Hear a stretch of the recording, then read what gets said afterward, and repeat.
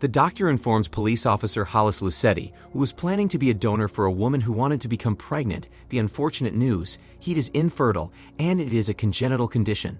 At the same time, a guy named Gavin came to the rooftop of a high-rise building and stepped on the edge. The height scared him, but he was preparing to jump. Hollis looks at family photos and realizes that his son and daughter are not his own. Suddenly, the chief comes in and informs him that they have another jumper today, and they need to hurry. The police and rescuers arrive quickly, and Hollis, who had climbed onto the attic, began talking to Gavin to dissuade him from his reckless actions. The police officer intends to find out what led the man to the rooftop. Suddenly, Gavin asked if he was married. Hollis said he had been married for 15 years and had been faithful to his wife all that time.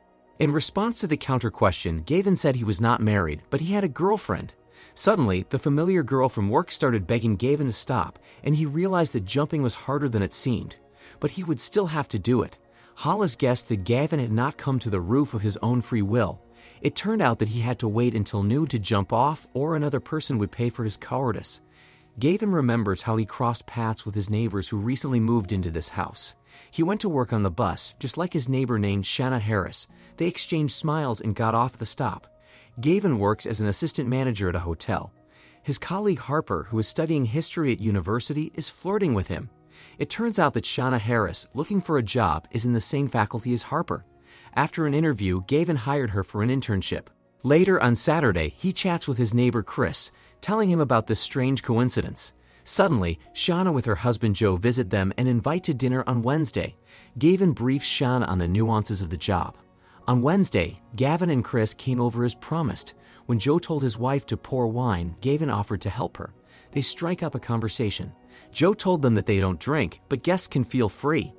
Gavin noticed that Shauna listens to her husband in everything, who turned out to be a technology engineer. At the dinner table, Joe reads a prayer asking God to deliver guests from all things vile. Understanding that the man is hinting at Chris' non-traditional preferences, Gavin made a sarcastic comment and left. Chris followed suit. As he left, Shauna quietly apologized. At home, Gavin was very loudly outraged about it, and in the morning he found a letter at his doorstep. Shauna, as promised, had printed out her essay that she wrote for an assignment at university. On the way home, Gavin read it, and it made him pull out a photo of a little girl from his wallet. At work, he spoke to Shauna, thanking her for last night's dinner. She apologized again for her religious husband's behavior. When Gavin invited her to have lunch together, she agreed after some hesitation. The girl told him about her cruel father. Despite the fact that the religion prohibits the consumption of alcohol, she did not refuse the beer, opening the bottle with her teeth. Walking along the river, the colleagues continued to chat pleasantly. In the present, Gavin tells Hollis that he wanted to free Shauna from her tyrannical husband at that moment. The officer received a call from his wife, but he hung up with tears in his eyes, remembering how the children greeted him in the morning. Alone with the wife, he demanded to know whose children they were. Hollis asked Gavin to continue his story. One day, Joe saw him on the street and began to persuade him that if Chris did not come to his senses, he would surely go to hell. Gavin didn't want to listen, as he doesn't believe in God. Then Joe invited him to his house on Wednesday evening for a discussion. On the bus, Gavin and Shauna rode together. Gavin confessed that he was married, but his marriage was nothing like Shauna and Joe's. The wife left him 2 years ago. Gavin hinted explicitly to Shauna that he wanted to get to know her better, at which point she reminded him that she was married. Since then, Shauna could not stop thinking about the cheeky neighbor and was not at all against his attention. As arranged, Gavin came to Joe, who kept talking about God. He believed Gavin should let Jesus into his heart, but Gavin thought this was ridiculous and unproven nonsense. Studying, Shauna listened to them. When Joe started praying for Gavin's soul, he couldn't take it anymore and said what he thought. Shauna intervened, telling the neighbor he should leave. When they met the next day during a break, Shauna confessed that she had been very immoral in the past. She was healed only because of religion and Joe, who had pulled her out of that hell. Shauna had already lost everything once and couldn't let that happen again, so she asked Gavin to stay away from her. For the next 3 weeks, they didn't communicate. When one of the maid's father passed away, Shauna saw Gavin comforting her and praying for the woman, even though he himself does not believe in God. Chris found his soulmate. Gavin didn't want to disturb them and sat in the attic. Suddenly, Shauna joined him, asking for a smoke. Lying on the rug, they looked at the stars and talked about the universe. According to Gavin, life is one, so you should take all you can from it. Gavin kissed Shauna, and she left, afraid she couldn't stop in time. Seeing his wife outside at this late hour, Joe suspected something. In the evening before going to bed, he read a prayer asking God for strength to fight temptation. Then he told the wife that she should leave her studies. The next day, Shanna walked into Gavin's office room and kissed him herself. While Joe was visiting terminally ill children at the hospital, Gavin arranged for Shanna to meet him at the hotel at 8. While she was at home tidying up her appearance for the date, Joe read the correspondence on her phone. After lying to her husband about filling in for a colleague, Shanna left. At the hotel, the lovers drank wine, unaware that Joe had followed the unfaithful wife. Passion arose between Shanna and Gavin. When it was over, Joe watched Shanna say goodbye to her lover. At home, he asked God to give him a solution.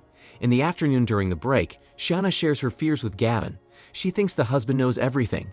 Gavin asks her beloved to leave the spouse, but she feels guilty before him. Despite this, she agrees to meet Gavin tonight while Joe is at church. In the present, Hollis's phone rings again. At Gavin's insistence, he answered. Angela cried and said she loved him and was only dating another man to have children because she really wanted a full family. With a glance at the time, Gavin continued his story. After waiting for her husband to leave, Shanna hurried immediately to Gavin, unaware that Joe was watching her. He listened through the door as they did so right on the table and wept because of the betrayal of a loved one. As they lay in bed, Shanna noticed a picture of a girl. Gavin admitted that it was his daughter, who had passed away 2 years earlier. One day while he was driving her to school, a truck drove into them. There was 1 second to decide, and Gavin unknowingly turned the wheel the wrong way. The impact was on his daughter's side. Nervous, Gavin poured himself a whiskey, saying the wife didn't directly blame him, but he could see it in her eyes. Eventually, their marriage fell apart. Chris and his boyfriend came into the room to get whiskey. They said that the church they go to has treated their relationship with a lack of understanding. Hugging Gavin, Shanna said she was happier with him than with anyone else. In the present, Hollis admitted that he, too, faced the tragedy of infidelity. Today, he learned that his children are actually from another man. Since the children look a lot like him, Hollis suspects their father is his younger brother. The officer was distracted by his chief, who found out something about Joe. According to Chris, he's a dangerous man. Soon, Hollis and Gavin continued their conversation. Shanna intended to tell her husband the truth. In the evening, however, he insinuated to the wife that he could not live without her. Afterward, he peeped at her and Gavin secluded in the attic. The wife says she wants to consult the pastor before separating from her husband. Joe pulled out his gun and booked a hotel room. Of course, in the evening, Shanna had not at all expected to see the husband here, but he told her to go silently into the room. And later, already in the hallway, Joe tracked Gavin down and asked him to come to his apartment. The man started talking about God again, then remembered his 2 children and his ex-wife, who had left him because of drinking, gambling, and cheating. Joe had lost his family, his job, and everything, but then he found himself in religion. He didn't feel empty anymore, letting God into his heart. A year later, God gave him Shanna, whom he fell in love with at first sight. He loved her with the greatest and purest love. That lasted until he heard what his beloved wife was doing in the neighbor's kitchen. Taking up his gun, Joe quoted a passage from the Bible, remembering that he didn't want to live after Shanna cheated. But then Joe decided that of the 3 of them, he would go to God last. He told Gavin to read an underlined passage from the Bible that said the adulterer and adulteress should be punished. Joe held the gun in his hand for a while and then ordered the neighbor to get out. In the present, Hollis begged Gavin not to jump and then notices a glow from the 9th floor across the street. The officer suspects that that is where Joe is hiding and is watching. Gavin recounted that after talking to Joe, he couldn't get Shanna on the phone. Then Joe picked up the phone and said he was willing to compromise. Only one of the adulterers would die today, and right now Joe was aiming for his wife, and she would be finished if Gavin didn't jump off at noon. Hollis is indignant because if Gavin had told him everything at once, the police would have found and saved Shanna long ago. But Gavin was afraid that his sweetheart might have been hurt if Joe had suspected wrongdoing. Hollis refused to deliver a farewell message for Shanna and asked Gavin to stop this madness, while the police found the very room where Joe kept his wife. Gavin looked at the picture of his daughter, the hand of the clock pointing to noon. Since Gavin could not allow the loved one to die again, he asked the officer to tell Shanna that he loved her and also advised him to return to his wife and children. After that, he stepped off the ledge. All this happened in front of the crowd, including Chris and Hollis. The police arrested Joe and released Shanna. In the evening, she testified. Hollis had told her everything Gavin had said. When Shanna saw Joe in the cell, she said nothing to him. In the evening, she went to Chris, and they hugged each other in tears.